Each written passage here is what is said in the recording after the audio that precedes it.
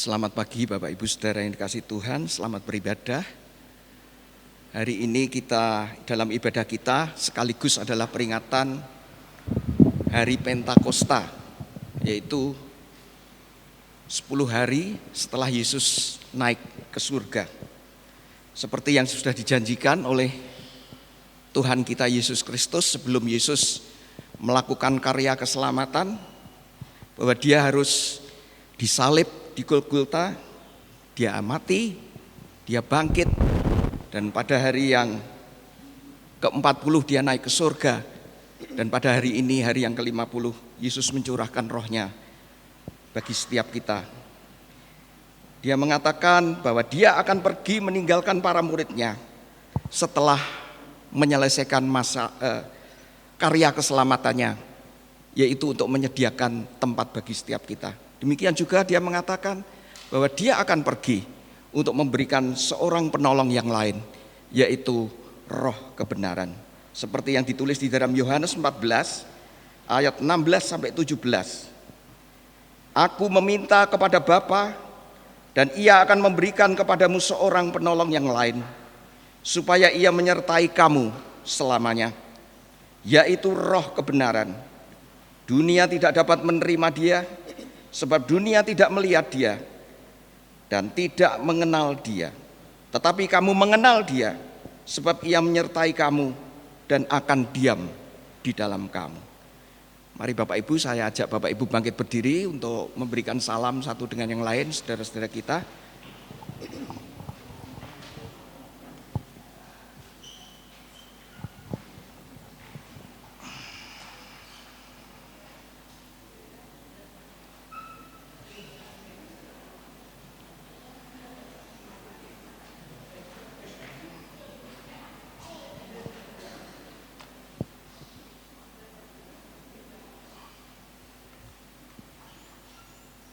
Baik, puji nama Tuhan.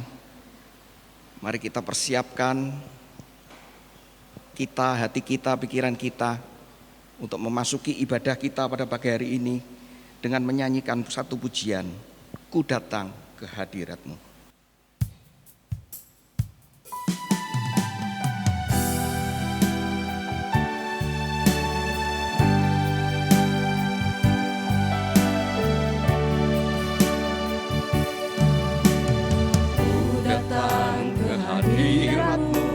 Membawa pujian dengan segenap hatiku, ku memuji Engkau, Kau Tuhan Allahku. Kau patut ditinggikan, sembah mulialah nama-Mu di bumi, sembah mulialah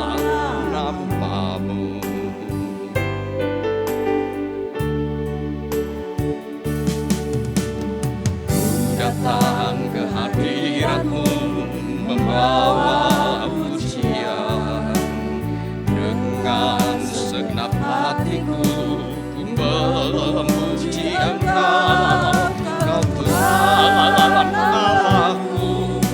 Kau patut ditinggikan, sembah mulialah nama-Mu di bumi, sembah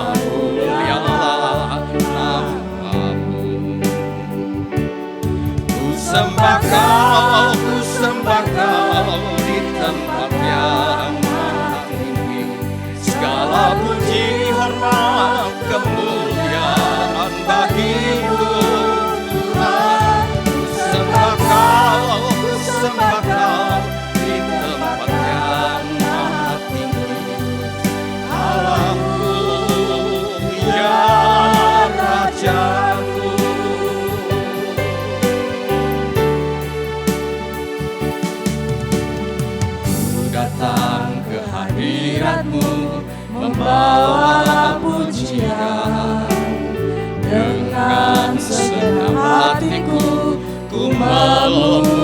Engkau Tuhan Allahku, Kau patut ditinggikan, sembah mulialah namamu di bumi, sembah mulialah namamu.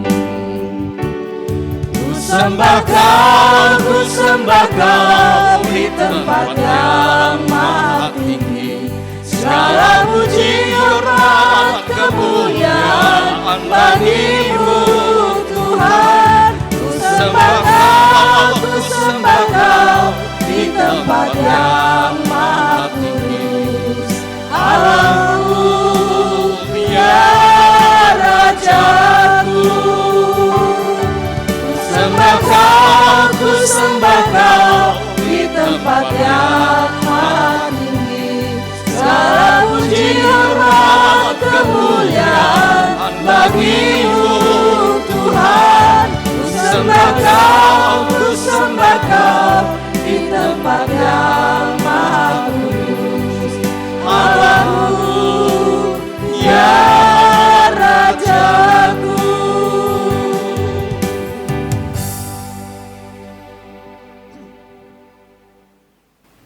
Pagi hari ini kami rindu memuji, menyembah akan Tuhan yang menjadi Tuhan atas kami, yang menjadi Allah dan Raja di dalam kehidupan kami. Kami percaya hadirat Tuhan turun di tengah-tengah kami. Oleh karena itu kami ingin menyerahkan ibadah raya Hari Pentakosta dengan satu pengakuan. Pertolongan kita adalah dalam nama Tuhan Sang Pencipta langit bumi dan segala isinya, yang dalam kasih dan kesetiaannya tidak pernah meninggalkan buah perbuatan tangannya. Kasih karunia dan damai sejahtera dari Allah Bapa, Putra dan Roh Kudus menyertai saudara-saudari sekalian. Amin.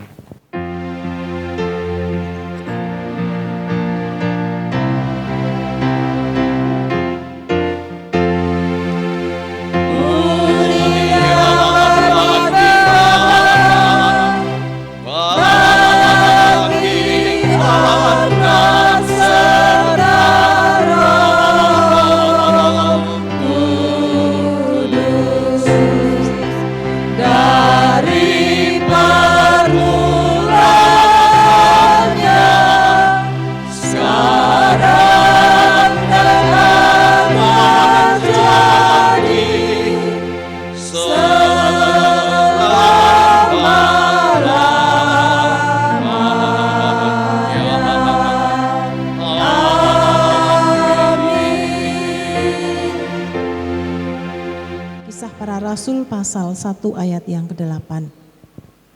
Tetapi kamu akan menerima kuasa kalau Roh Kudus turun ke atas kamu, dan kamu akan menjadi saksiku di Yerusalem dan di seluruh Yudea dan Samaria dan sampai ke ujung bumi. Amin.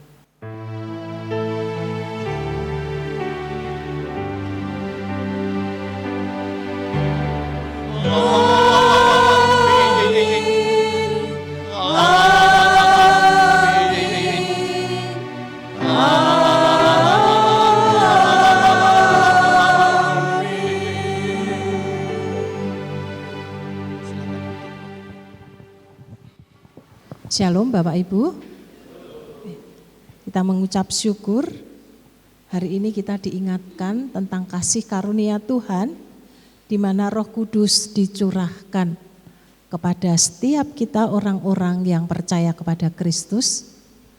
Roh Kudus tinggal di hati kita, memimpin kita, menuntun perjalanan hidup kita, tetapi tidak berhenti sampai di situ, bukan menjadi penikmat akan kebaikan kemurahan Tuhan, tetapi kita diingatkan, kita juga harus menjadi pewarta kasih-Nya, di mana Roh Kudus akan menolong dan menyertai setiap kita pribadi lepas pribadi.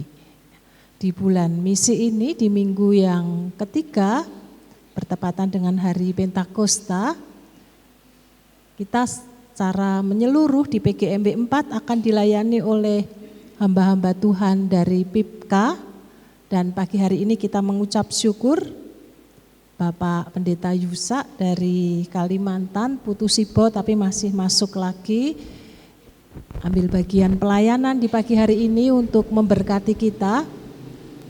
Bagaimana kasih kemurahan Tuhan menyertai menolong dalam pelayanan di ladang misi yang Tuhan percayakan. Biarlah lewat pelayanan beliau sungguh boleh menjadi berkat dan juga setiap kita diberkati pada pagi hari ini. Mari dengan penuh rasa syukur menyambut anugerah Tuhan di dalam ibadah Pentakosta ini, kita bersama-sama merendahkan hati kita, datang kepada Tuhan, memuji dan memuliakan akan namanya. Selamat beribadah, Tuhan Yesus memberkati.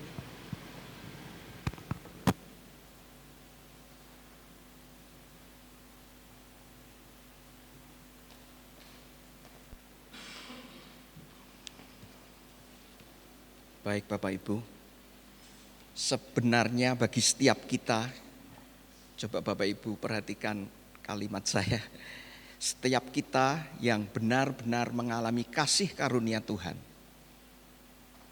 adalah orang-orang yang sangat beruntung. Orang-orang yang berbeda dengan dunia ini. Orang-orang yang sangat istimewa. Bapak Ibu, ketika manusia jatuh ke dalam dosa, dikatakan bahwa kemuliaan Allah itu sudah meninggalkan manusia. Tapi sebenarnya masih kita diberi oleh Tuhan, yaitu anugerah umum, bahwa kita mempunyai hati nurani. Jadi hati nurani itu bukan hanya orang Kristen yang memiliki, tapi dunia sebenarnya memiliki. Apa itu hati nurani? Hati nurani adalah sesuatu yang ketika kita melakukan satu pelanggaran atau kesalahan, itu sebenarnya kita itu sadar dan tahu. Lalu apa bedanya dengan Roh Kudus? Dikatakan tadi di awal bahwa setiap kita, orang yang benar-benar mengalami kasih karunia Tuhan, adalah orang yang beruntung.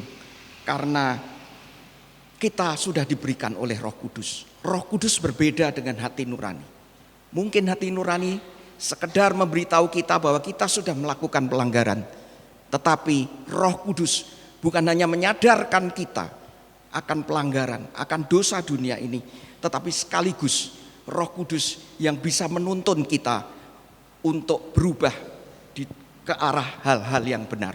Seperti yang dikatakan di dalam Yohanes 16 ayat 8. Dan kalau Ia datang, Ia akan menginsafkan dunia akan dosa, kebenaran, dan penghakiman. Ayat yang ke-13, tetapi apabila Ia datang, yaitu Roh kebenaran, Ia akan memimpin kamu ke dalam seluruh kebenaran. Oleh sebab itu Bapak Ibu, rindukan Roh Kudus dalam kehidupan kita. Kita akan menaikkan satu pujian dari pujian Allah Roh Kudus.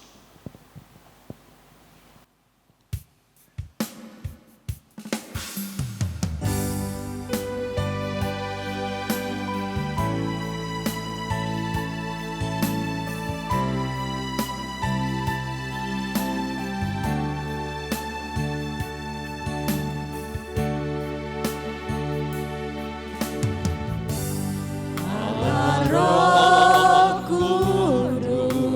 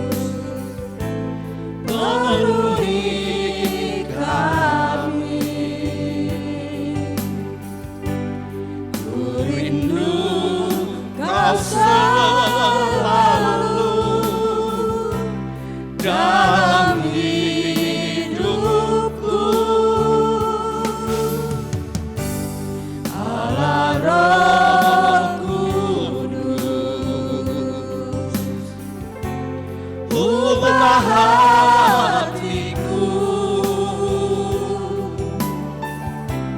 jadikanku jamaahku, rindu hadiratmu, ku sembah kudus, kudus, kuduslah Tuhan, dan ku sanjung Kau mulia, mulia bagimu Tuhan.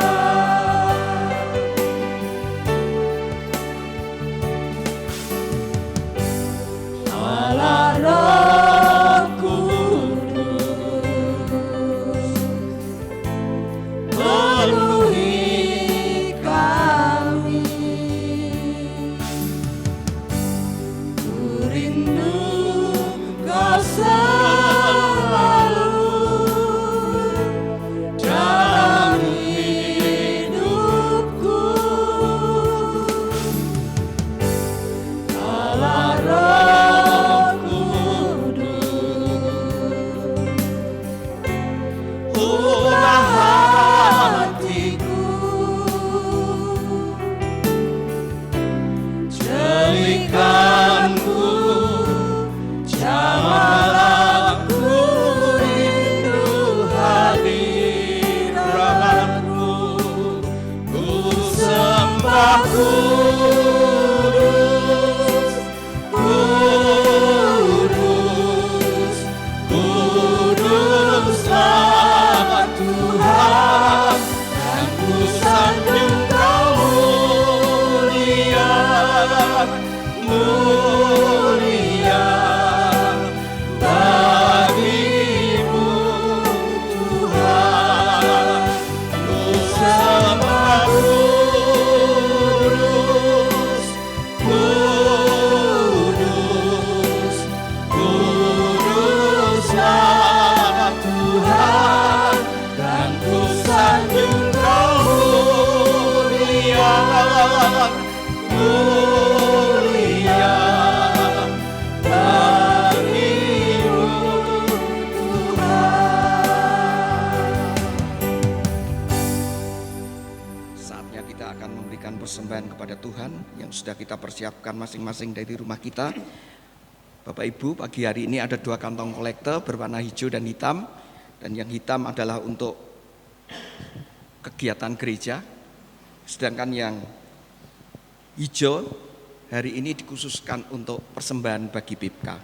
Untuk mengantar persembahan kita akan menaikkan Tuhan menaikkan pujian sekali lagi pada Tuhan. Roh Kudus Kau hadir di sini. Dan setelah itu nanti yang bertugas untuk bisa maju ke depan.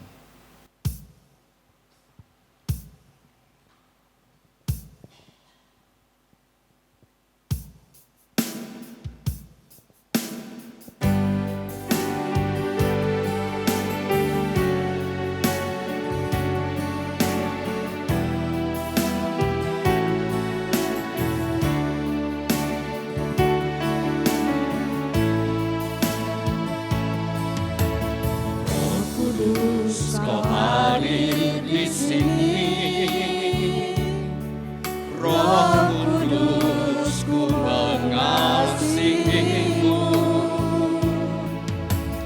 Kau lembut, Kau manis, Kaulah penghiburku, penolongku, diutus Bapa-Ku. Roh Kudus, Kau hadir di sini, Roh Kudus, ku mengasihimu.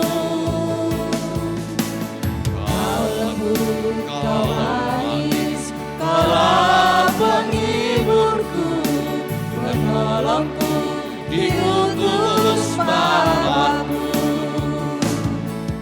Ku buka hati untuk Roh-Mu Tuhan, ku buka hati menyembah-Mu Yesus.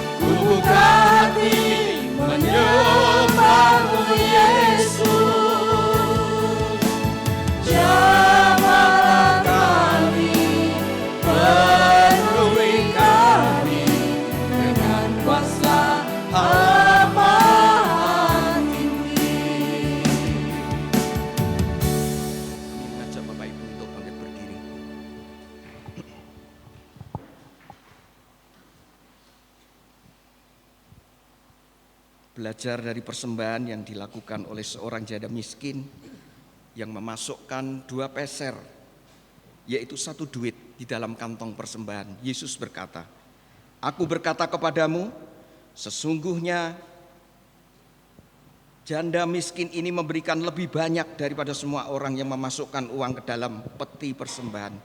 Sebab mereka semua memberi dalam kelimpahannya, tetapi janda miskin ini memberikan dari kekurangannya semua yang ada padanya, yaitu seluruh nafkahnya." Mari Bapak Ibu kita hantar persembahan kita kepada Tuhan.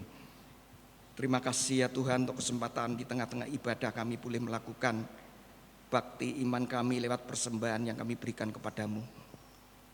Biarlah Tuhan sucikan maksud hati kami, sehingga setiap rupiah yang boleh kami persembahkan kepada Tuhan, kami boleh persembahkan bagi kemuliaan nama-Mu. Dan berkati orang-orang yang Tuhan percayai untuk mengelola semuanya ini. Hikmat-Mu menyertai mereka, sehingga setiap rupiah yang kami kumpulkan pada hari ini juga boleh mempermuliakan nama Tuhan. Hanya di dalam nama Yesus, Allah kami yang hidup, kami mempersembahkan persembahan kami. Amin. Silakan Bapak Ibu duduk.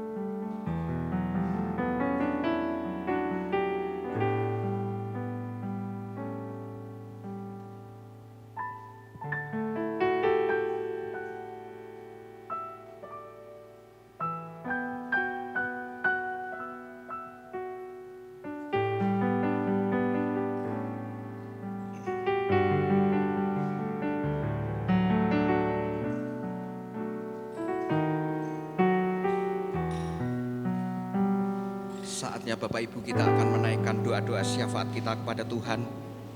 Kita terus dukung doa saudara-saudara kita yang mengalami kelemahan tubuh. Mereka membutuhkan kekuatan. Biarlah Bu Utari boleh memimpin setiap kita untuk menaikkan doa syafaat ini.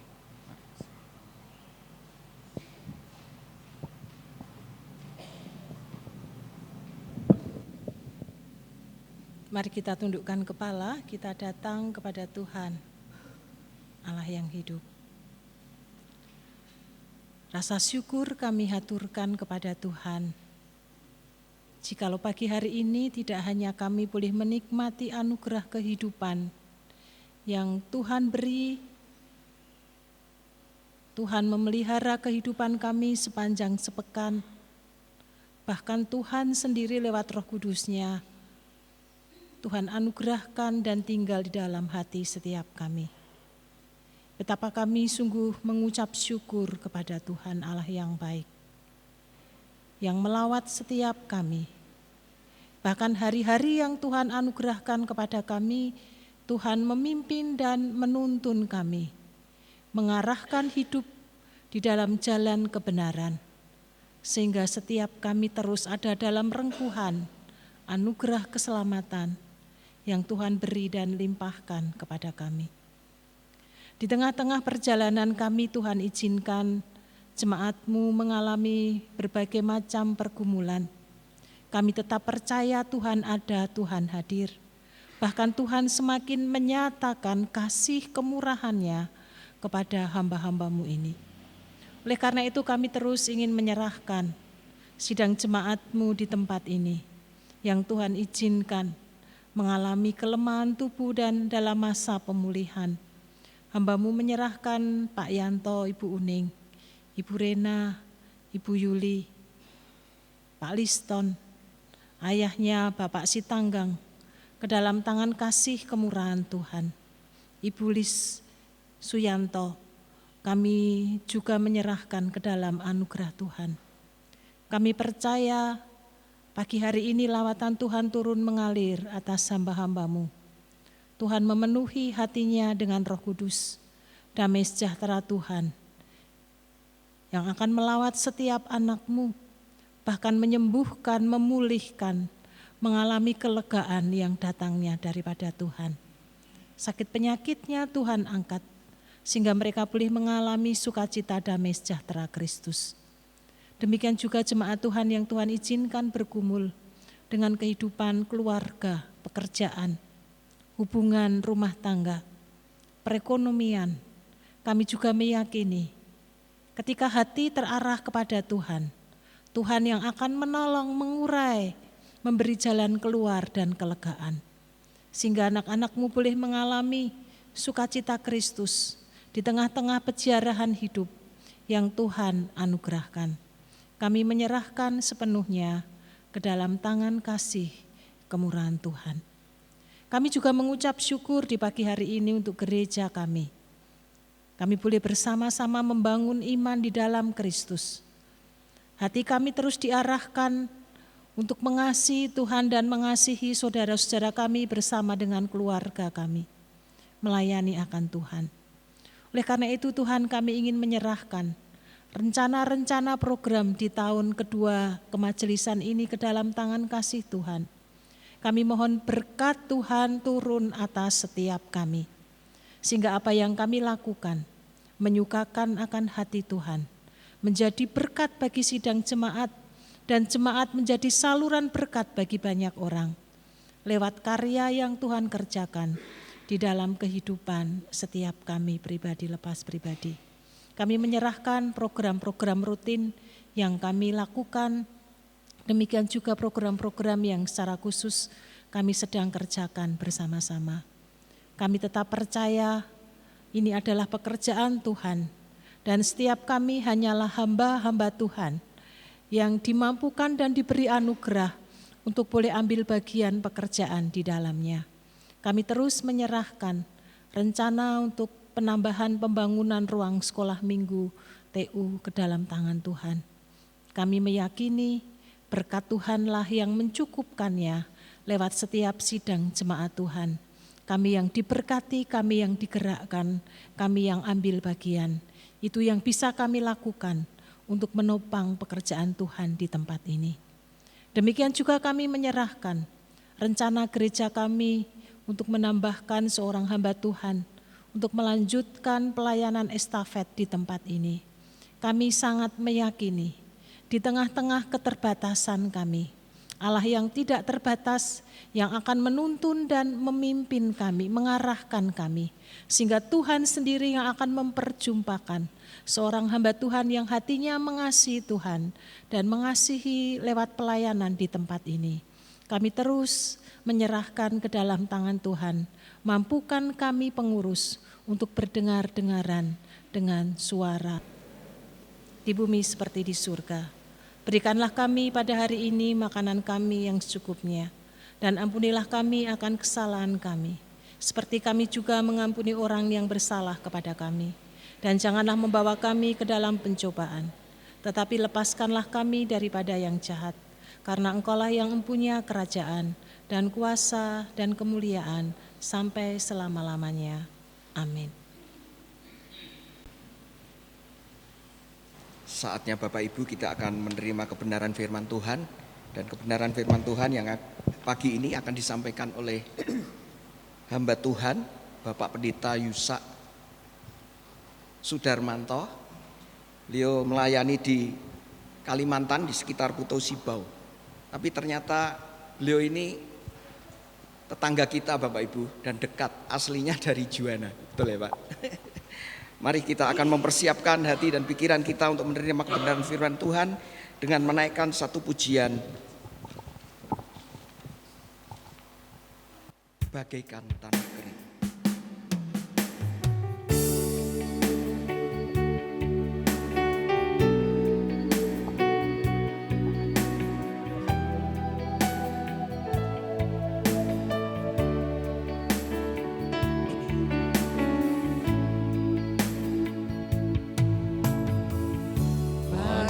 bagaikan tanah kering yang merindukan air. Demikianlah jiwaku haus akan Engkau. Ku rindu selalu hadir-Mu di hidupku, memulihkan jiwaku, hapuskan air mataku, mengalirlah kuasa Roh Kudus, mengalirlah di tempat ini, mengalirlah oh Roh Kudus di hidupku.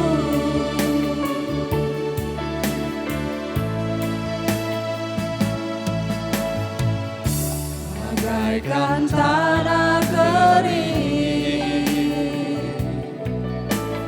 yang merindukan air. Demikianlah jiwaku haus akan Engkau. Ku rindu selalu hadir-Mu di hidupku, memulihkan jiwaku, hapuskan air mataku, mengalirlah kuasa Roh Kudus, mengalirlah di tempat ini, mengalirlah oh Roh Kudus di hidupku, mengalirlah kuasa Roh Kudus, mengalirlah di tempat ini, mengalirlah oh Roh Kudus di hidupku.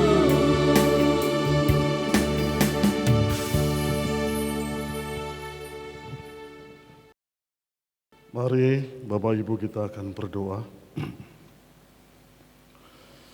Kembali kami bersyukur buat kasih setia Tuhan.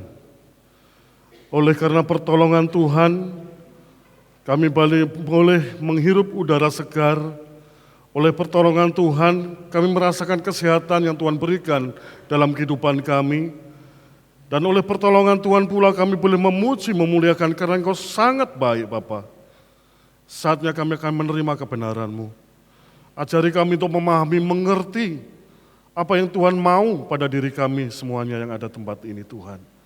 Supaya iman kami boleh bertumbuh, supaya iman kami boleh menghasilkan buah-buah yang terbaik. Bahkan kami hari ini akan belajar mengenai kuasa Roh Kudus dalam hidup kami. Mampukan kami untuk mengerti, mampukan kami untuk mempelajarinya, mampukan kami untuk memahaminya, bahkan melakukannya. Terima kasih ya Bapa. Kami akan menerima kebenaran-Mu dengan penuh kerendahan hati kami di dalam nama Tuhan Yesus Kristus. Haleluya. Amin. Salam Bapak Ibu. Ya, saya bukan orang jauh, masih tetangga dengan saudara. Saya dari Ngrowong, saudara-saudara dekat terminal. Ya, Tapi saya pelayanan di Kalimantan sudah dari tahun 94. Waktu itu anak saya masih kecil-kecil, ya, dan puji Tuhan sekarang sudah merasakan bagaimana penyertaan Tuhan yang sangat luar biasa dalam kehidupan kami. Nah, saudara, sebelumnya saya akan sedikit kesaksian dengan gambar-gambar yang saya bawa dari sana, saudara. Silakan untuk diklik gambar-gambar yang ada.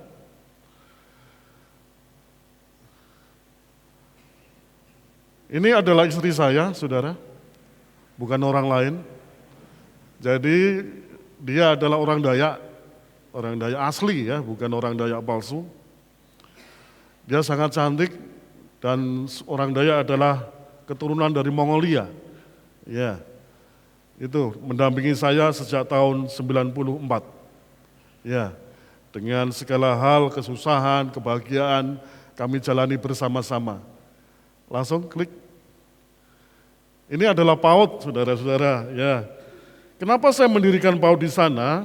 Sedikit saya beritahu pada saudara, anak-anak di sana ketika selesai SD, SMP, tidak bisa baca tulis, saudara-saudara. Jadi guru-gurunya hanya satu saja, 2 orang.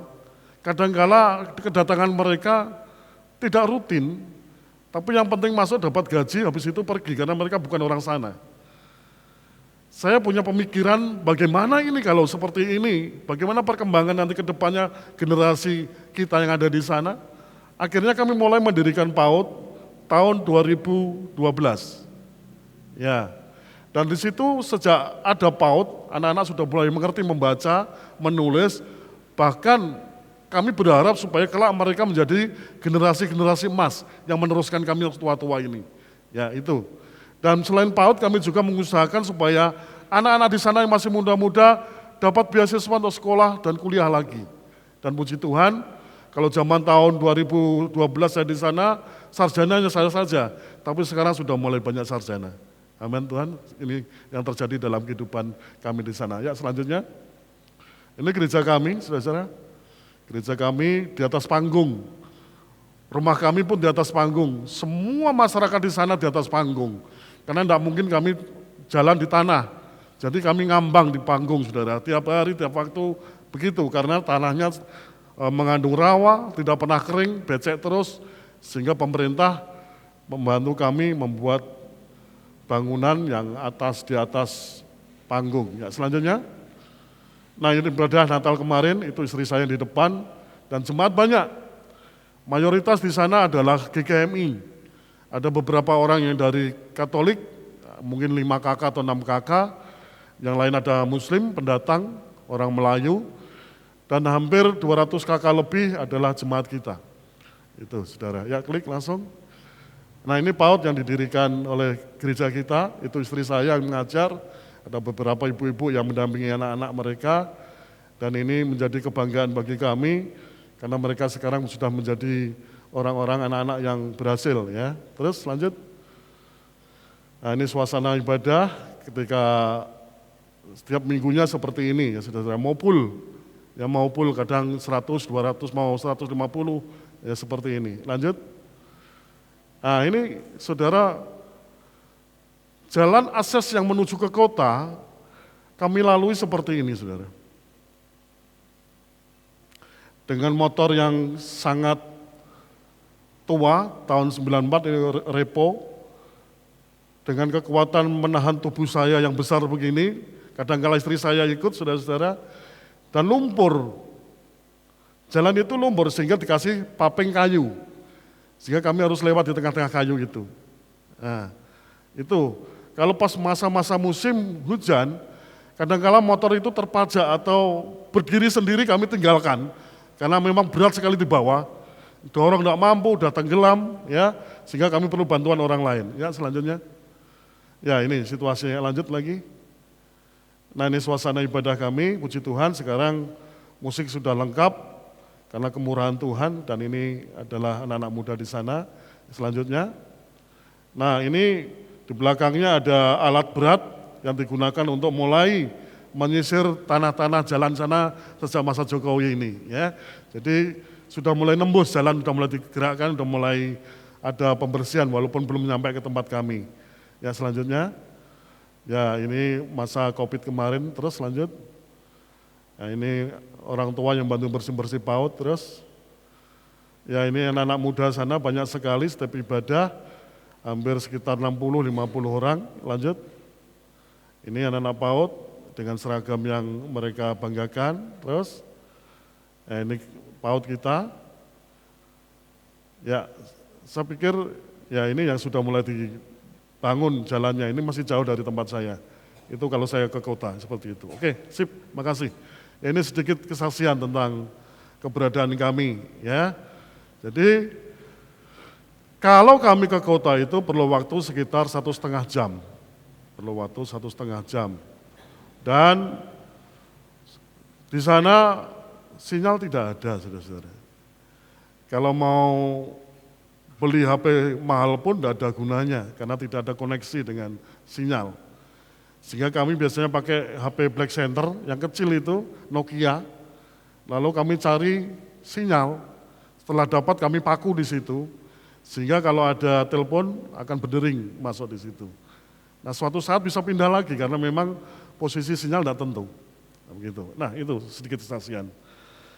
Baiklah saudara-saudara, untuk melangsungkan waktu kita akan bersama-sama melihat pemberitaan firman Allah yang kita ambil dalam kitab Kisah Rasul 2 ayat 1 sampai 13.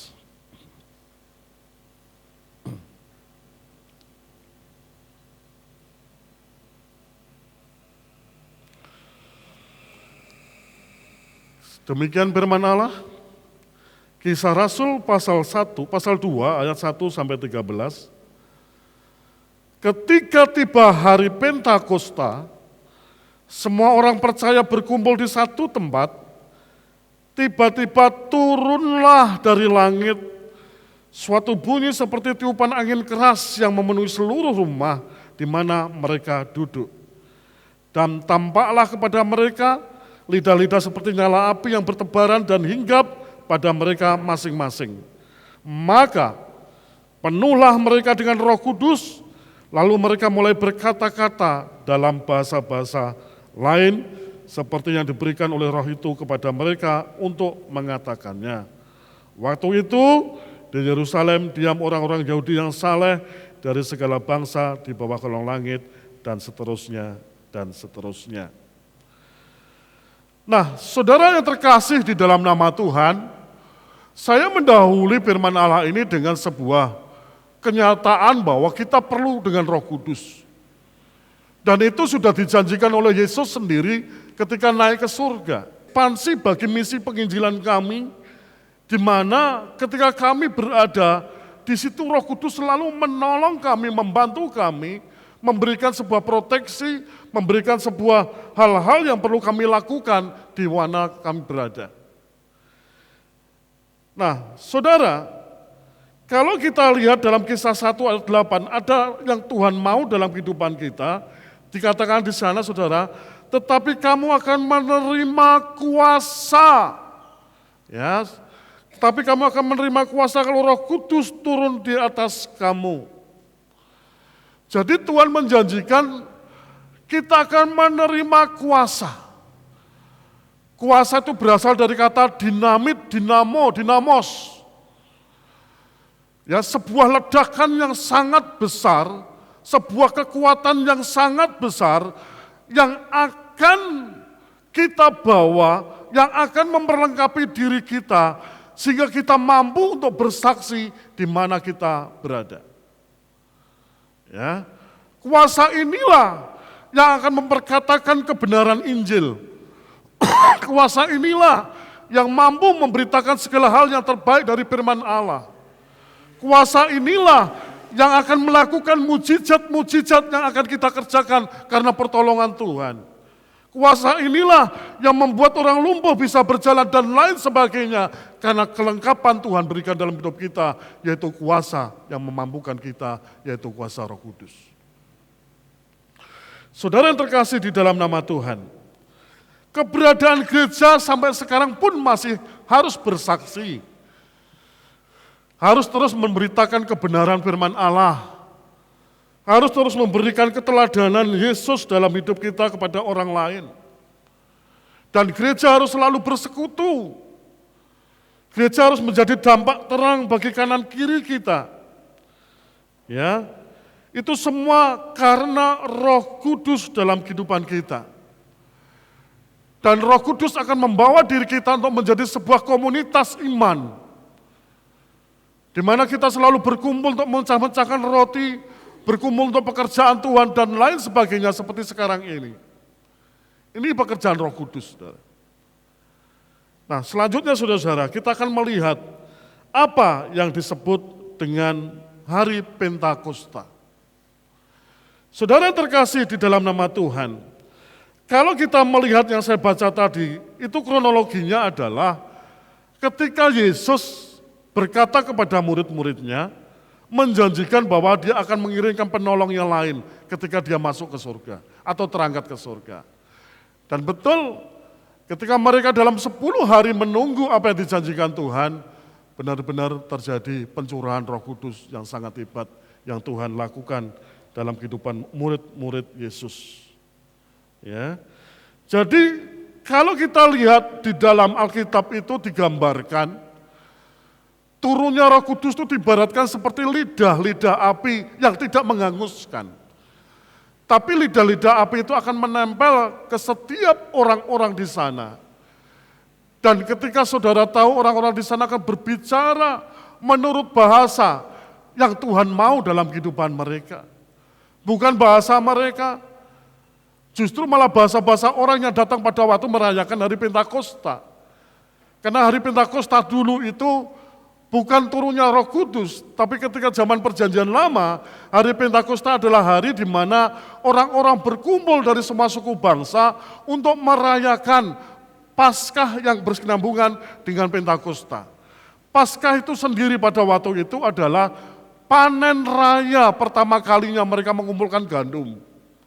Lalu selanjutnya disambung dengan Hari Pentakosta, di mana mereka mengolah gandum itu menjadi sebuah roti untuk dipersembahkan kepada Tuhan. Ya, Pentakosta pun disebut sebagai hari yang dikatakan sebagai hari untuk Roh Kudus, turunnya Roh Kudus ketika dalam Perjanjian Baru. Ya. Nah, selanjutnya saudara-saudara, Pentakosta secara harafiah berarti 50. Ya. Secara harafiah berarti 50. Dalam Perjanjian Lama dikatakan juga sebagai hari raya 7 minggu. Ya, hari raya 7 minggu. Ya. Jadi Pentakosta itu adalah merupakan anugerah yang Tuhan berikan bagi umat-umat pilihannya, umat-umat yang setia. Karena pada waktu itu ketika mereka menyaksikan Yesus naik ke surga, jumlahnya diperkirakan 500 lebih orang. Tapi ketika Yesus berkata, kalian jangan meninggalkan tempat ini, jangan meninggalkan Yerusalem. Hanya tinggal sekitar 120 orang yang setia. Ya, ini saudara-saudara. Nah, apa makna yang kita harus pikirkan di turunnya Roh Kudus dalam kehidupan kita yang memenuhi janji Tuhan? Ya, pertama dikatakan saudara-saudara dalam teks itu, jikalau kamu mengasihi aku, kamu akan menuruti segala perintahku. Itu perkataan Yesus sendiri. Jikalau kamu mengasihi aku, kamu akan menuruti segala perintahku. Aku akan minta kepada Bapa, dan ia akan berikan kepadamu seorang penolong yang lain, supaya ia menyertai kamu selama-lamanya. Yaitu Roh kebenaran. Ya, dunia tidak dapat menerima dia, sebab dunia tidak melihat dia dan tidak mengenal dia, tetapi kamu mengenal dia sebab ia menyertai kamu dan akan diam di dalam kamu. Intinya apa saudara-saudara? Roh Kudus itu akan diberikan kepada kita, tapi ada satu syarat yang Tuhan mau adalah jikalau kamu mengasihi aku. Syaratnya di situ. Tidak seorang pun atau tidak ada, semua orang akan dikasih Roh Kudus, pencurahan Roh Kudus dalam hidupnya kalau orang itu tidak mengasihi Tuhan. Maka kasih kepada Tuhan ini harus lebih besar dari yang lainnya supaya saudara bisa dipenuhi dengan Roh Kudus. Itu syaratnya, jikalau engkau mengasihi aku. Nah, selanjutnya saudara-saudara yang terkasih di dalam nama Tuhan, Yohanes Pembaptis telah memberikan nubuatan atau memberikan klaimnya, dikatakan, aku membaptis kamu dengan air. Tetapi ya, ia yang datang kemudian daripadaku lebih berkuasa daripadaku, dan aku tidak layak melepaskan kasutnya. Ia akan membaptis kamu dengan Roh Kudus dan dengan api. Itu perkataan Yohanes Pembaptis. Lalu digenapi, untuk tahap keduanya kita akan berbicara mengenai Roh Kudus. Ya, jadi Roh Kudus itu ketika Yesus sedang dibaptis, turunlah Roh Kudus berupa burung merpati. Tapi dalam perjanjian lama dikatakan, turunnya Roh Kudus kebanyakan diibaratkan atau dilihat seperti lidah-lidah api. Ketika Musa membawa orang-orang Israel keluar dari tanah Mesir, mereka selalu menemukan hal-hal yang adikodatri, yaitu sesuatu yang dasar dari Tuhan. Kadang Roh Kudus itu turun seperti api yang ada di atas mezbah atau tabernakel mereka. Ya, bahkan ketika mereka berjalan di tengah kegelapan, ada api yang menuntun mereka. Ya, itu pekerjaan Roh Kudus. Ketika berjalan di tengah siang hari, ada awan yang menuntun mereka. Itu pekerjaan Roh Kudus. Ya, ini tandanya bahwa Roh Kudus tidak pernah melepaskan hidup kita dari perlindungannya, dari apa yang Tuhan mau, yaitu selalu ada dalam kehidupan kita sebagai anak-anak Tuhan. Saudara, orang yang dipenuhi Roh Kudus itu adalah orang yang selalu rindu akan hadirat Tuhan. Orang yang dipenuhi Roh Kudus itu akan selalu hidupnya sepadan dengan maunya Tuhan. Contoh, ketika murid-murid Yesus belum dipenuhi Roh Kudus, saudara tahu siapa Petrus? Petrus adalah seseorang yang karakternya sangat keras sekali. Dan ketika Yesus ditangkap oleh para serdadu, Petruslah yang pertama-tama melawan dengan kekerasan, yaitu dengan cara memotong salah satu tentara yang disebut Malkus. Nah, sebelum Roh Kudus turun dalam Kisah Rasul itu, Petrus walaupun dia sangat sangar dan sebagai lelaki yang sejati, tapi dia juga sangat riskan dengan yang disebut tidak pernah berketetapan hati. Ya, itu saudara-saudara. Pada waktu Yesus ditangkap, lalu ditanya oleh seorang ibu-ibu, dia berkata, aku tidak mengenal itu, tidak mengenal dia. Ya, dia berkata, aku tidak mengenal dia dan lain sebagainya. Ya, itu yang terjadi pada waktu itu. Ya, nah, inilah yang Tuhan mau dalam kehidupan kita. Kita perlu Roh Kudus supaya memberi kekuatan buat kita. Kita perlu Roh Kudus supaya kita tidak menyangkal seperti apa yang dilakukan Yesus. Ya, bahkan ketika Yesus ditanya, ketika Yesus baru bangkit dari kematiannya, Petrus ditanya, Petrus, apakah engkau mengasihi aku? Apa jawaban Petrus? Ya Tuhan, aku mengasihimu. Lalu Tuhan mengulang pertanyaan yang sama, Petrus, apakah engkau mengasihi aku? Lalu jawabannya, ya Tuhan, aku mengasihimu. Sampai ketiga kalinya Petrus ditanya, dia sehingga sedih. Apa maunya Tuhan seperti ini? bertanya terus tentang apakah dia mengasihi Tuhan. Saudara, pertanyaan ini pun sama akan diajukan kepada saudara. Pertama Tuhan mengatakan, apakah engkau mengasihi aku? Itu menggunakan bahasa Ibrani disebut pilio. Lalu yang kedua ditanya lagi, apakah engkau mengasihi aku? Menurut Petrus itu Tuhan berkata, apakah engkau memilio dia? Arti pilio itu mengasihi sesama diri kita. Tapi Tuhan mau lebih dari itu. Sehingga ketika kalinya dia merubah kata-katanya, bukan memilio lagi. Tapi dia berkata, aku mengagapau engkau Tuhan. Mengasihi tanpa syarat kepada Tuhan.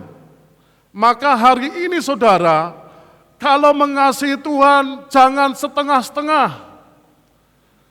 Kalau mengasihi Tuhan harus pakai syarat ditolong Tuhan terlebih dulu.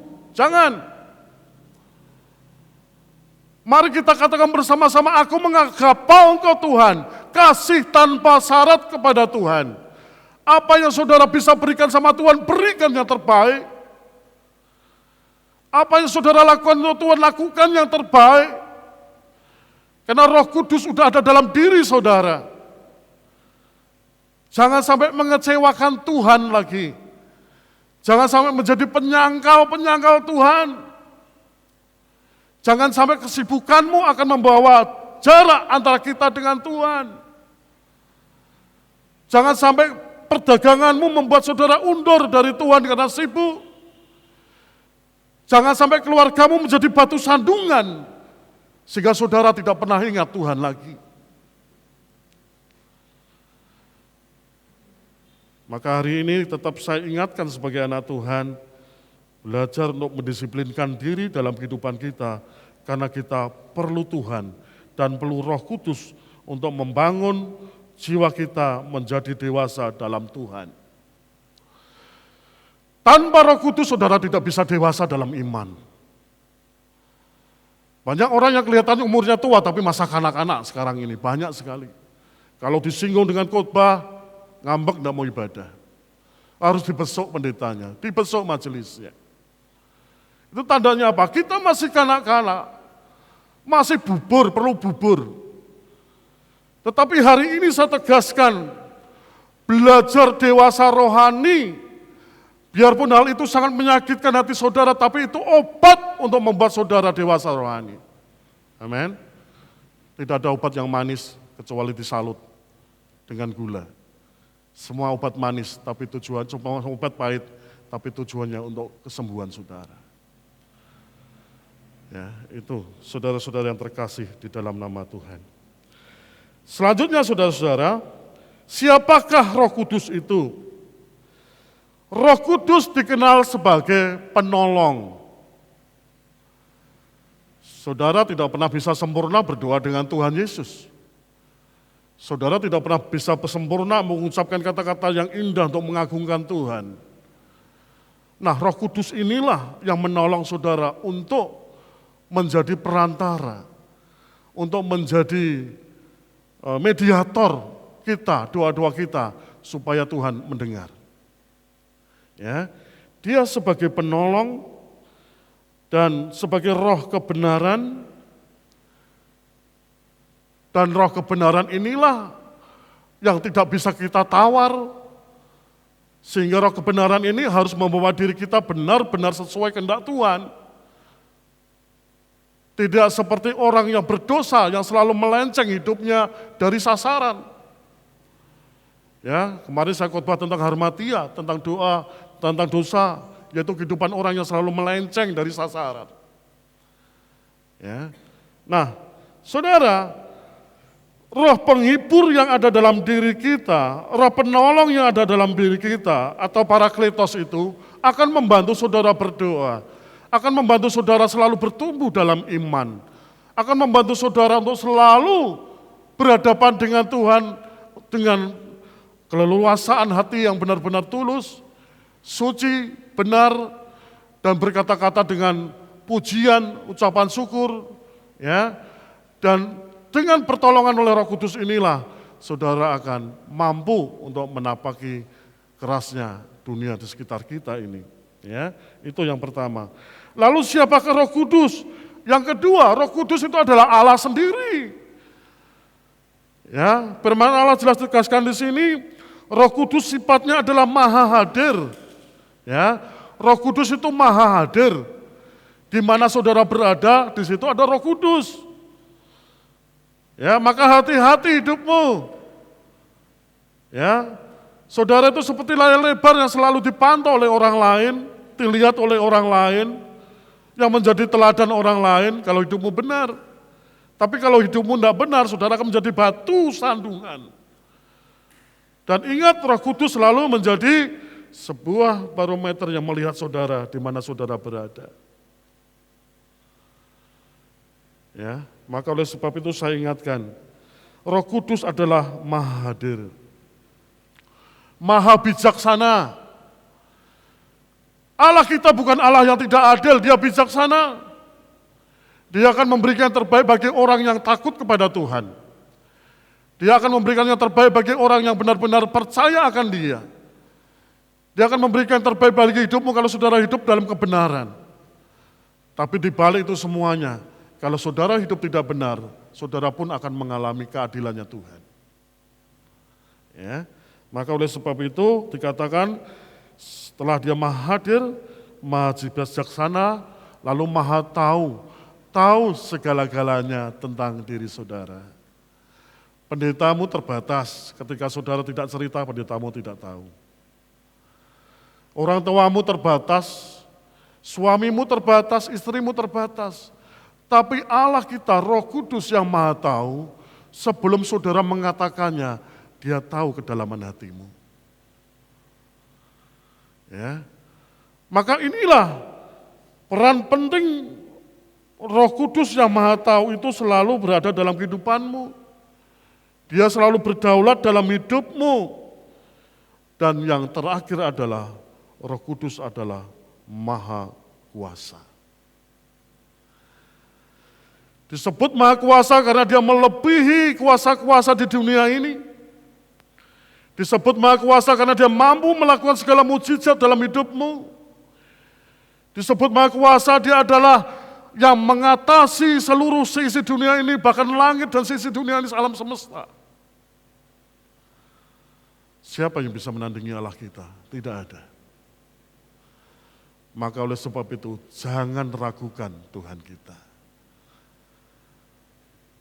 Ya, jangan ragukan Tuhan kita, dia memahami segala-galanya. Dia bisa menyembuhkan orang karena dia punya kuasa. Dia bisa menolong saudara dalam kehidupan mungkin kebangkrutan, usahamu dan lain sebagainya, karena dia maha kuasa. Dia bisa mengadakan yang tidak ada menjadi ada karena dia maha kuasa. Ya, maka kalau Tuhan maha kuasa, kenapa kita masih meragukannya? Masih harus cari dukun, masih harus percaya orang-orang yang pintar. Ya, ini saya tekankan dalam kehidupan saya dan saudara, supaya saudara tahu bahwa Allah kita maha kuasa. Nah, selanjutnya, Roh Kudus itu adalah sebuah pribadi. Roh Kudus itu dikatakan sebagai suatu pribadi, sebagai daya aktif ilahi, tetapi selain itu dia punya perasaan. Dia punya intelektual, itu Roh Kudus, dan dia juga punya kehendak. Artinya apa? Roh Kudus seperti kita, punya perasaan. Maka firman Allah dikatakan dalam Efesus 4 ayat 30 di sana katakan bahwa janganlah kamu mendukakan Roh Kudus. Janganlah kamu menyakiti hati Roh Kudus, karena pribadi Roh Kudus memiliki perasaan seperti perasaanmu. Mungkin lebih, bukan mungkin lagi, tapi lebih peka lagi. Maka ketika saudara hari Minggu tidak ibadah, gimana perasaan Tuhan? Amen. Ketika saudara punya masalah, saudara tidak berteriak sama Tuhan, malah berteriak sama yang lainnya. Gimana perasaan Tuhan? Ya. Jadi ini hargai perasaannya Tuhan. Dan dia juga punya kehendak, free will, yang tidak seorang pun bisa membatasinya. Kalau hari ini Tuhan mau menolong saudara, tidak ada batasan kuasa apapun yang bisa menemboknya, yang bisa menghalanginya. Ya. Kalau hari ini Tuhan mau berbuat sesuatu kepada saudara, terjadilah. Kalau orang seberang katakan kun fayakun. Ya, terjadi. Maka selain dia memiliki pribadi yang nyata, selain dia memiliki intelektual, dia juga memiliki perasaan seperti manusia, juga dia memiliki kehendak dalam hidup kita sebagai orang-orang percaya. Nah, saudara-saudara yang terkasih di dalam nama Tuhan, lalu saya akan melanjutkan sedikit tentang apa yang dimaksud dengan bahasa-bahasa lain yang dikemukakan ketika pada waktu pencurahan Roh Kudus itu. Bahasa-bahasa lain itu dalam arti sebenarnya adalah heterais glosais, ya, heterais glosais, yaitu berasal dari kata heteros itu lain, glosa adalah bahasa. Heteros itu lain, glosa adalah bahasa. Jadi pada waktu Roh Kudus itu tercurah di loteng Yerusalem, murid-murid Yesus yang notabene orang-orang Galilea, dan latar belakang mereka ada seorang nelayan, seorang yang bicara mungkin ekonominya untuk studi tidak ada, tapi ternyata setelah Roh Kudus itu turun, memenuhi hidup mereka, meluber dalam hidup mereka, dikatakan di sana, Roh Kudus itu memampukan untuk mereka berbahasa bahasa yang lain. Sehingga pada waktu hari Pentakosta itu orang-orang yang datang dari Timur Tengah, dari Mesopotamia dan sebagainya, Iran dan Aram dan lain sebagainya, mereka loh kok bahasa saya yang dipakai mereka. Loh kok bahasa kita yang dipakai mereka. Ya, ini saudara-saudara, artinya apa? Kuasa Roh Kudus membuat mereka saling memahami. Saling memahami tidak terbatas dengan bahasa lain, tidak terbatas dengan bahasa dunia ini. Tapi semua orang saling memahami karena bahasanya satu, yaitu bahasa roh, sehingga orang lain boleh mengerti juga apa maunya Tuhan. Ya, itu saudara-saudara. Nah, saudara-saudara yang terkasih di dalam nama Tuhan, selanjutnya dikatakan, selain mujizat bahasa di sana, juga terjadi mujizat pendengaran, yaitu bangsa-bangsa lain ketika murid-murid Yesus berbahasa roh, bangsa-bangsa lain menerima dan mendengar dengan baik apa maunya Tuhan dalam hidup mereka. Sehingga ketika saudara baca dalam Kisah Rasul 3 di sana, Petrus menyanggah mereka ketika mereka mengatakan, ada sebagian mengatakan, oh mereka sedang mabuk anggur. Sehingga mereka mercicau bahasa-bahasa kita dan lain sebagainya. Tapi Petrus pada waktu itu pertama kalinya dia dipenuhi Roh Kudus yang dulunya sebagai penyangkal Yesus, yang dulunya sebagai pengecut, yang dulunya sebagai orang yang kasar, ketika dia dipenuhi Roh Kudus sekali dia berkhotbah pada waktu itu 3.000 orang dimenangkan untuk Tuhan. Itu kuasa Roh Kudus. Amin. Yang terpenting di sini adalah hadirkan dalam hidupmu. Roh Kudus pribadi kita selalu nyata dalam kehidupan kita bersama-sama. Ya. Tuhan mau dalam diri kita memiliki sikap yang benar, karena sebenarnya Tuhan mau memakai diri kita untuk menjadi alat-alat misinya. Maka Tuhan memperlengkapi Petrus 120 murid-muridnya untuk pergi beritakan firman itu ke seluruh penjuru dunia. Pertama-tama Yerusalem, Yudea, dan seterusnya sampai ke ujung bumi. Nah, pertanyaan yang sama diajukan pada saudara saat ini. Apa yang saudara lakukan saat ini? Apakah saudara punya jiwa misi atau tidak? Tidak usah repot-repot, terlebih dahulu menangkan keluargamu sebagai daerah Yerusalem dalam kehidupan kita. Kalau keluargamu sudah menang, mari kembali ke Yudea, tetangga kita, ya, bahkan seterusnya. Tuhan mau saudara memiliki jiwa misi. Ada dua hal yang perlu saudara ketahui dan saudara lakukan. Misi itu memiliki dan perlu daya. Dan misi juga punya yang dimaksud dengan dana. Kalau saudara tidak berperan menjadi pendaya untuk menyebarkan Injil door to door atau dari daerah ke daerah, saudara bisa melakukannya dengan pendanaan. Amin. Saudara yang punya duit sisihkan, titipkan di gereja untuk membantu penginjilan-penginjilan yang selalu bergerak di mana-mana. Ya, itu yang terpenting dalam hidup kita bersama-sama. Nah, saudara-saudara yang terkasih di dalam nama Tuhan, jadi intinya saat ini Tuhan mau kita belajar mulai dari diri kita untuk mengambil peranan sebagai orang-orang yang memiliki efek roh dalam diri kita. Karena efek roh itu jelas sekali dalam hidup kita, di mana orang akan mengalami kebahagiaan, akan mengalami damai sejahtera, lalu disebut juga akan mengalami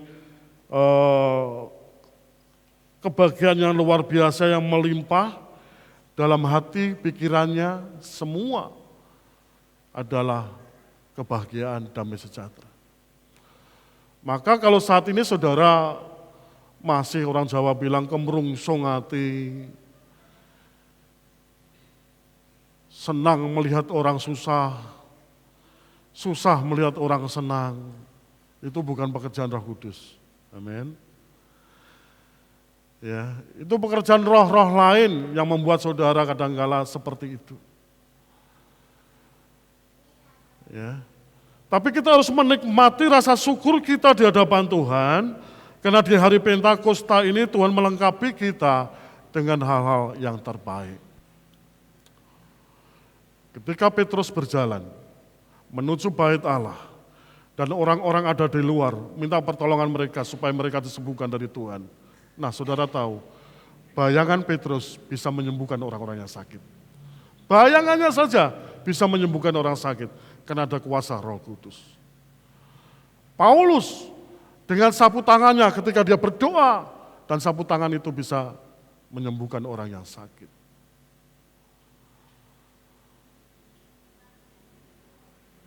Dan saudara, saya semalam berkata sama anak-anak muda, bahwa saudara adalah imamat yang rajani. Saudara adalah seorang imam, artinya saudara bisa berdoa, melakukan hal yang terbaik untuk keluargamu terlebih dahulu. Ya. Roh Kudus akan memberikan kekuatan bagi seorang imam untuk menjadi pelayan yang baik. Roh Kudus akan memberikan penjelasan yang pasti tentang kebenaran dan lain sebagainya untuk memberi hal yang terbaik bagi yang kita layani. Ya. Kalau zaman dulu ketika masih dalam tabernakel atau bait Allah, dulu mereka selalu memakai imam untuk menyelesaikan doa-doa yang mereka gumulkan supaya dipanjatkan kepada Allah. Tapi Petrus katakan imam sekarang adalah diri saudara. Saudara, tidak ada jarak antara kita dengan Tuhan. Saudara sudah bisa berdoa sendiri dan memanggil ya Aba, ya Bapa. Tidak terbatas harus melalui mediator dan lain sebagainya, tidak seperti itu. Tapi mari, imam yang baik adalah imam yang dipenuhi Roh Kudus.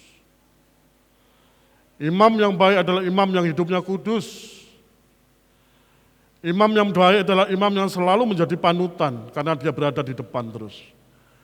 Baik panutan untuk anak istrimu, baik panutan untuk keluargamu, panutan rekan kerjamu, panutan di lingkunganmu, saudara adalah imam yang selalu menjadi contoh. Amin. Untuk itu semuanya saudara harus memiliki kepenuhan kuasa Roh Kudus. Mari saudara, kita doakan kami yang ada di garda terdepan.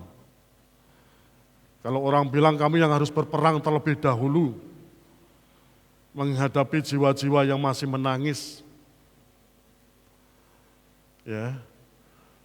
Ketika Paulus berdoa, dia melihat dalam mimpinya orang-orang di Makedonia berteriak, "Tolonglah kami, tolonglah kami, tolonglah kami." Mereka minta tolong supaya dilepaskan dari api neraka. Sehingga ketika mereka masuk dalam penginjilan, masuk ke dalam Makedonia, dan semua orang Makedonia dimenangkan untuk kemuliaan Tuhan. Sama halnya, mari kita mulai sekarang kita belajar untuk mengambil peran penting dalam dunia penginjilan. Saya berharap suatu kelak saudara akan berada di daerah kami sana. Terutama yang muda-muda, atau mungkin Bapak mau tinjau kami di sana, puji Tuhan. Sampai sekarang saya belum pernah menikmati listrik, saudara-saudara. Tidak ada listrik sampai sekarang. Kalau malam kami pakai uplek, saya malam berkata, uplek tahu ya, lentera kecil itu yang dari kaleng. Itu pun tidak ada minyak tanah, harus dari solar. Solar di sana mahal, 17.000 seliternya. Ya itu saudara. Tapi di tengah-tengah kesusahan kami, di tengah-tengah malam jam 7 sudah tutup semua orang-orang. Tiap hari seperti itu. Kecuali kalau ada hari ibadah anak-anak pemuda, yang hari Sabtu ibadah malam mereka. Kami harus coba menyalakan genset atau menyalakan apa untuk mereka. Dan yang pasti, apa yang kita tabur adalah untuk kemuliaan Tuhan. Maka oleh sebab itu saya ingatkan, jangan pernah hitung-hitungan dengan apa yang saudara taburkan untuk pekerjaan Tuhan. Amin. Karena setiap saudara menabur untuk pekerjaan Tuhan, upahmu besar di surga. Maka hari ini saya berhenti untuk berbicara pada saudara.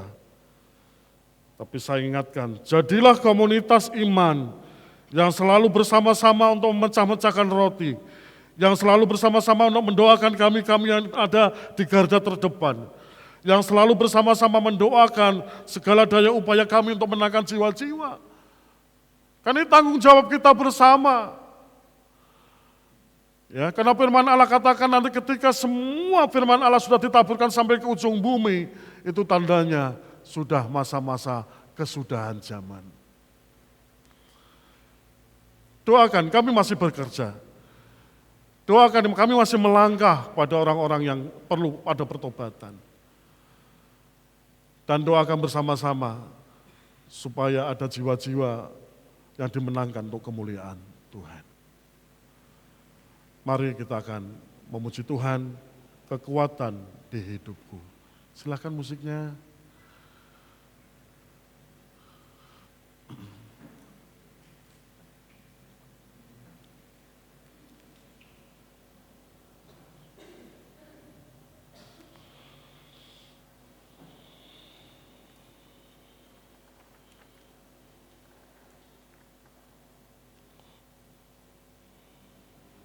Roh Kudus adalah melahir barukan kita. Itu sesuai teks yang ada di situ, saudara. Roh Kudus mengangkat kita menjadi anaknya. Roh Kudus menguduskan kita menjadi ciptaan baru di hadapan Tuhan. Roh Kudus mengilhamkan Alkitab sehingga saudara tahu rahasia kebenaran firman Allah itu. Roh Kudus dikatakan di sana sebagai yang berkarya dalam hidupmu untuk pemberitaan Injil. Dan Roh Kudus berkarya untuk membangun jemaat di mana saudara berada. Membangun bukan secara bangunan, tapi membangun secara rohani, secara keimanan kita. Maka di hari peristiwa Pentakosta ini, semakin memahami bahwa kita perlu pencurahan Roh Kudus dalam hidup kita. Kita perlu penyertaan Roh Penolong, Roh Kebenaran, Roh Penghibur dalam kehidupan kita. Kita perlu pemeliharaan Tuhan, kita perlu proteksi dari Tuhan, kita perlu naungan dari Tuhan, kita perlu dibentengi oleh Tuhan. Karena di luar sana saudara akan terhilang. Di luar sana saudara akan hidup dalam kegelapan. Tapi mari belajar mencari terangnya Tuhan yang ajaib itu. Dan yang terakhir, milikilah keberanian dan kebijaksanaan dalam diri saudara untuk menjadi saksi-saksi yang memberitakan Injil di mana saudara berada. Mari kita puji dengan pujian kekuatan di hidupku.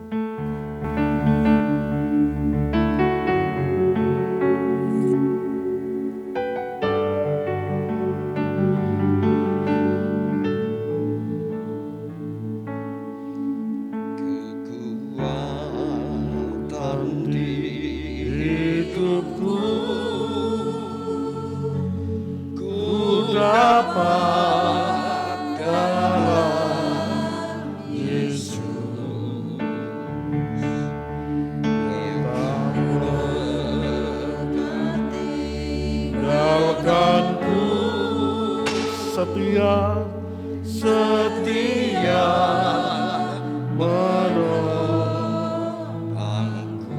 berseru, Amin Tuhan, berharap dalam Yesus. ajaib Kau Tuhan, ajaib Kau Tuhan, penuh kuasa, sanggup pulihkan keadaanku, dalam tanganmu seluruh hidupku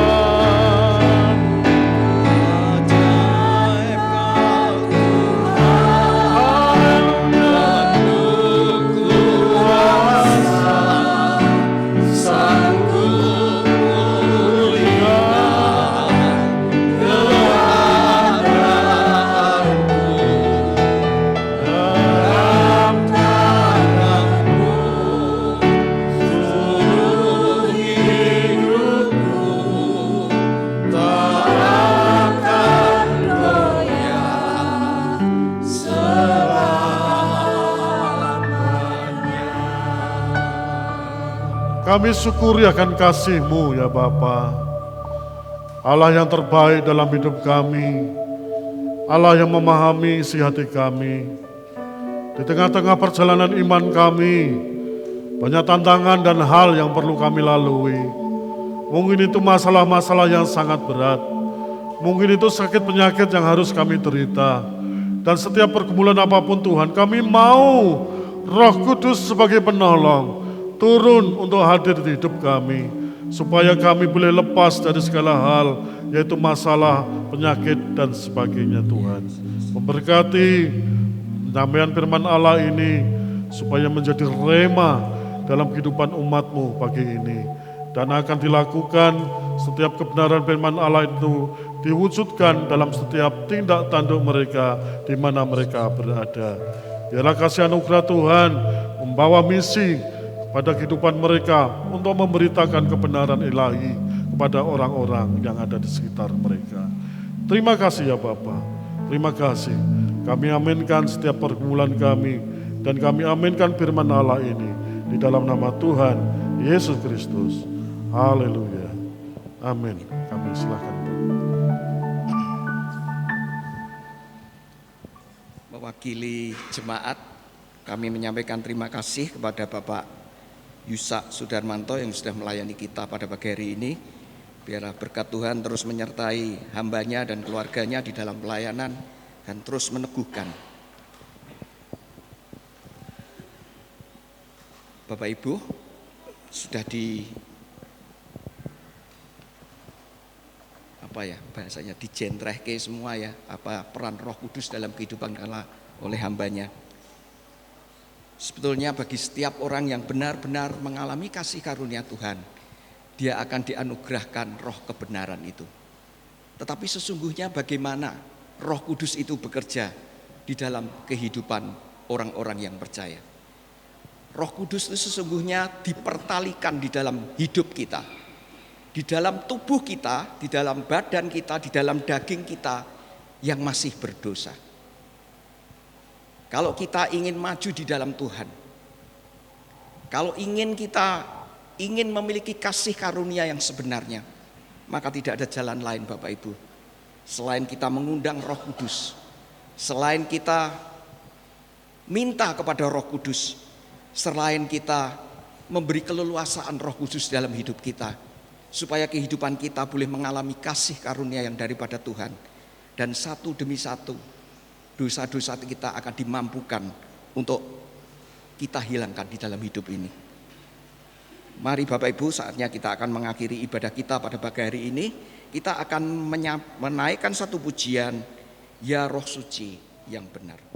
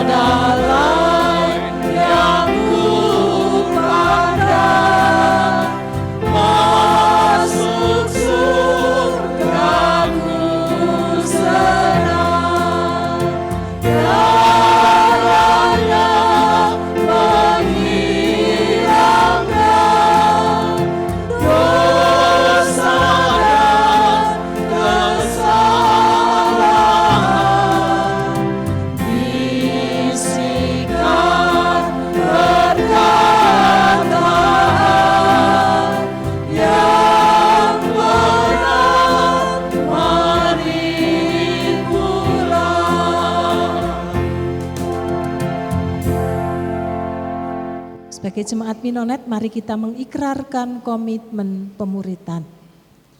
Kami bersaksi bahwa tidak seorang pun dapat sungguh-sungguh mengenal Kristus, kecuali ia mengikutinya setiap hari dalam kehidupan. Bersama dengan segenap orang percaya di segala tempat dan sepanjang abad, mari kita mengucapkan pengakuan iman rasuli kita. Aku percaya kepada Allah, Bapa yang Maha Kuasa, Khalik langit dan bumi, dan kepada Yesus Kristus, anaknya yang tunggal Tuhan kita, yang dikandung daripada Roh Kudus, lahir dari anak darah Maria, yang derita sengsara di